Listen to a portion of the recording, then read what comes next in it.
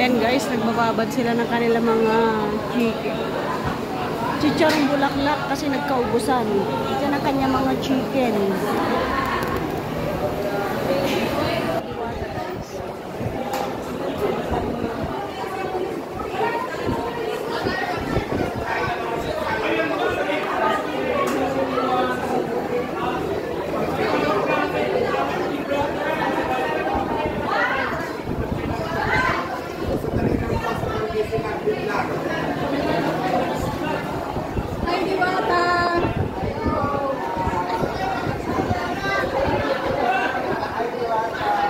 Mopay na gabi, Diwata. Wala, stress pa siya. Diwata, mopay na gabi. Kulang na mga ingredients, bibili ko na ako.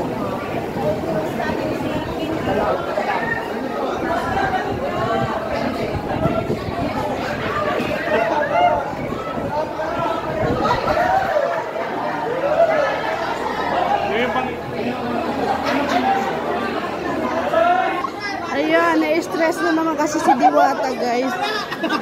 Kasi nagkanda ubus-ubus ang kanyang mga stock at sa kanyang mga pagkain. Mga malengke daw siya, ubus ang laman ng kanyang kusina. Ay, so... Nasaan na? Ayun, paalis, mga malengke.